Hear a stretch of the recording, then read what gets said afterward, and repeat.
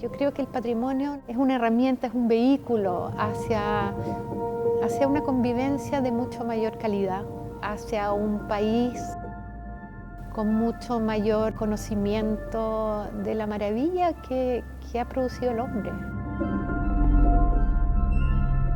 Poder entender que nuestro presente se funda sobre un espesor cultural absolutamente fabuloso. La sofisticación, la complejidad, la riqueza que los pueblos que habitaron, no solo Chile, toda América, tuvieron. Y yo creo que nosotros tenemos que mirarnos desde esa mirada también. Nuestra identidad es una identidad que estamos construyendo todos los días. Y creo que en esa construcción este museo es una pieza clave.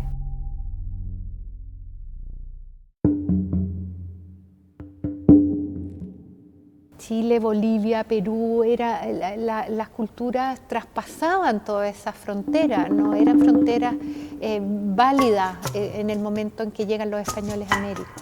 Es un museo que no reconoce las fronteras políticas contemporáneas, sino que entiende las zonas culturales, toda la liquidez que las zonas culturales también tuvieron a lo largo de, no sé, 11.000 años de historia, que es más o menos lo que abarca nuestra colección, en condiciones óptimas.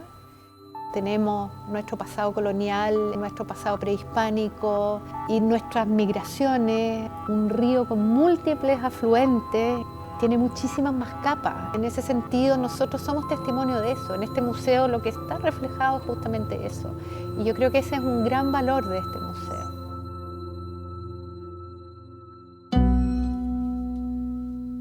Sergio Larraín fue un hombre que vivió prácticamente todo el siglo XX, nació en 1905, murió en 1999, tuvo una vida muy larga, muy plena y era un personaje muy excepcional, un personaje muy adelantado, con una capacidad y una visión muy única en realidad. Fue un gran hacedor, fue un gran arquitecto, fue quien diseñó el primer edificio moderno en Chile. Y yo creo que muy tempranamente tomó contacto con las vanguardias, con la creación artística, con el arte, y él tenía una sensibilidad muy particular con la historia. Durante sus primeros años profesionales, él fue profesor de historia en la Escuela de Arquitectura de la Universidad Católica, siendo muy joven, y tenía un vínculo muy profundo. Yo creo que él entra al mundo precolombino justamente a raíz de su amor por el arte moderno y no a raíz de su amor por las antigüedades o la prehistoria. Él empieza a valorar toda la producción de los pueblos que habitaron América antes de la llegada de los españoles, muy vinculada a Carlos Aldunate y a todo el equipo del Consejo, tan absolutamente único. Empieza a valorar el arte, su capacidad de comunicar a través de objetos, de piezas, y él se acerca al mundo precolombino desde el arte. Es un museo de arte precolombino. Cada pieza seleccionada está seleccionada en función de sus cualidades artísticas. Bueno, este objeto, esto es un ceramio de la cultura chorrera, que es una de las más antiguas del Ecuador y que es una de las culturas que produjo ceramios más hermosos. Esto representa un pajarito que está en el techo de una casa y que tiene esta particularidad que al pasar de un lado para el otro, al inclinarlo, canta el pajarito con su sonido canto particular.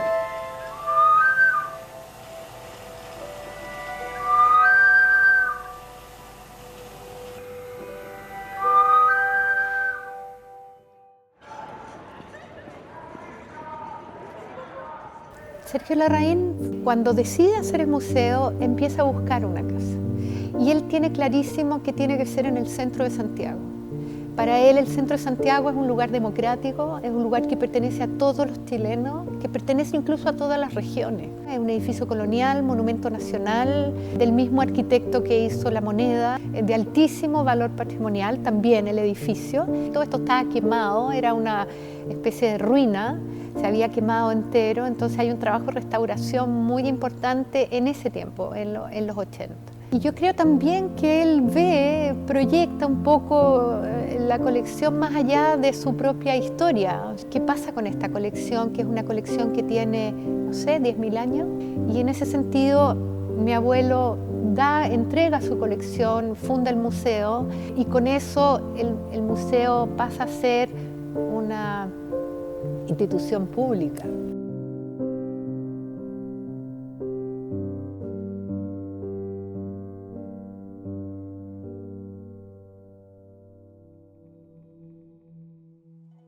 Estamos ahora en los depósitos del museo, en uno de los dos depósitos, en el más importante, donde están los laboratorios de restauración. Hoy día están acá Pilar Allende, que es la jefa de colecciones del museo, Luis Solar, que es restaurador y trabaja en este equipo de hace muchos años, y Varinia Varela, que está a cargo de todo el registro y archivo de la colección. Y esta colección, hay que decir algo importante, y es que en el minuto en que Sergio Larraín decide hacer el museo, en que toma la decisión, trabaja en conjunto con Francisco Mena, que es arqueólogo, que es su nieto también. Revisan la colección a la luz de este proyecto de museo. Se empiezan a adquirir una serie de piezas como para que la colección tuviera una coherencia geográfica, territorial, etcétera, que pudiera dar cuenta de todas las culturas que habían habitado el territorio de América, y Francisco Mena fue muy clave en ese periodo y además a cargo de todo el área de educación, de todos los proyectos de extensión, etcétera. Este museo se creó con laboratorios. Las colecciones del museo es el corazón del museo. Museo precolombino era como el conectar con las raíces. Don Sergio Larraín tenía una claridad, y es que el chileno se avergonzaba de sus raíces indígenas y veía en otros países como en Perú, en México, que la gente estaba muy orgullosa de sus raíces y las sacaba a relucir, y acá era como algo que lo escondía. Y eso a él le preocupaba mucho, porque tenía muy claro que era una riqueza tremenda el enraizarse a lo del territorio, a lo que es nuestro pasado.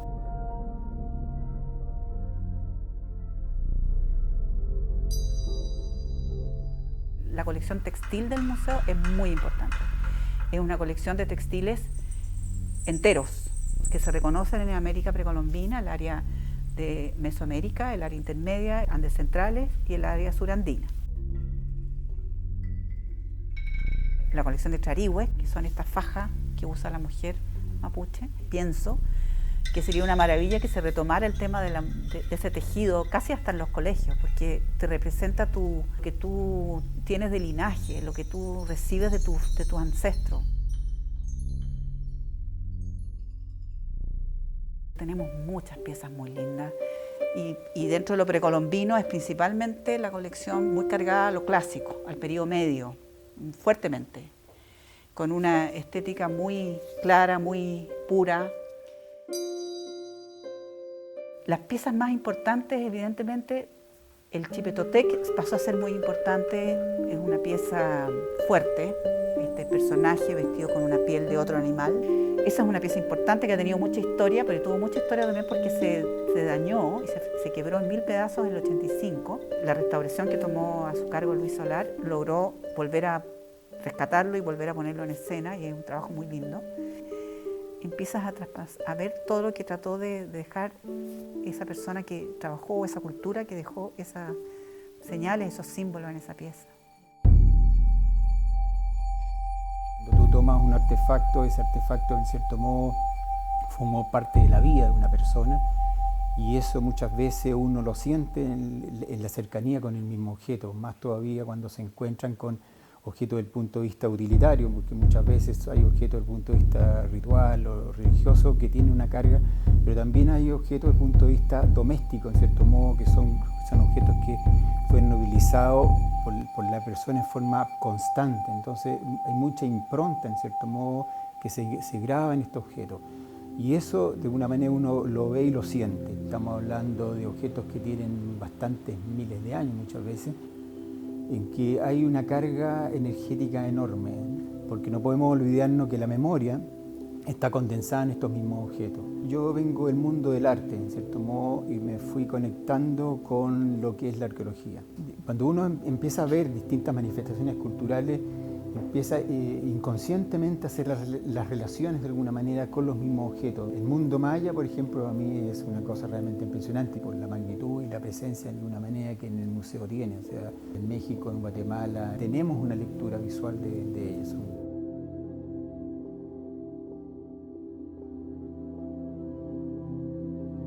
Si nosotros estamos hablando que nosotros tenemos tradiciones, tenemos pasado, tenemos una herencia de algo. Y el patrimonio es bastante importante desde el punto de vista de nuestras raíces. O sea, nosotros no somos nada en el fondo si no conocemos nuestro pasado.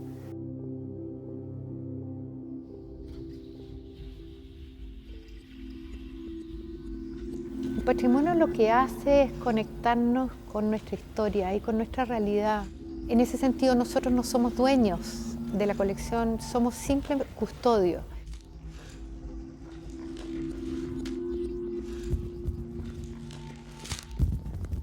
Cuando llega el Bicentenario pensamos que era un momento clave, en el fondo como para restablecer una relación con nuestro público, con la comunidad en la que nos insertábamos.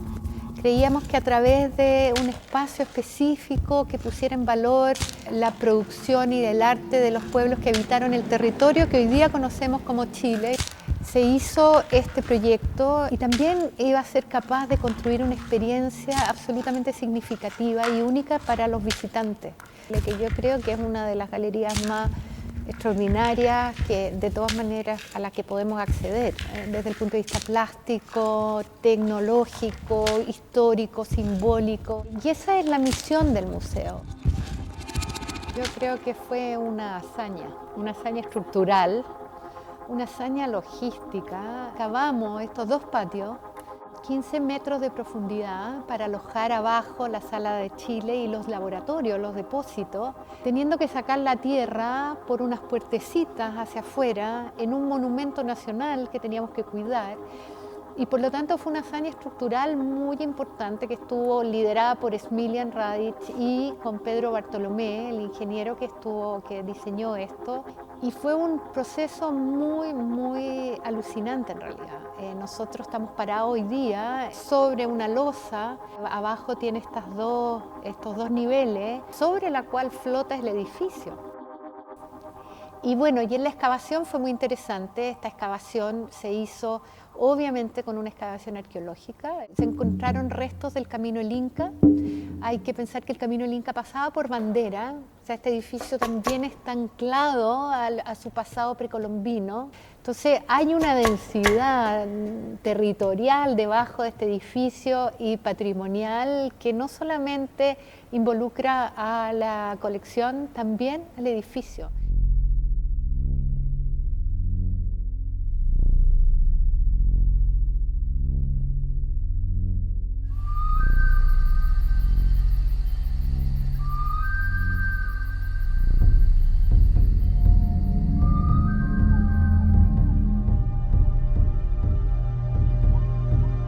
Yo creo que el museo hoy día es una plataforma de encuentro y de diálogo. Yo espero que el museo pueda contribuir también a lo que está pasando en Chile, pueda ser parte de esta nueva definición de las relaciones con nuestras comunidades, volver a encontrarnos, volver a encontrar puntos comunes, puntos fundantes para lo que viene. Una historia que fue una historia invisibilizada por muchos años y con la cual tenemos que dialogar.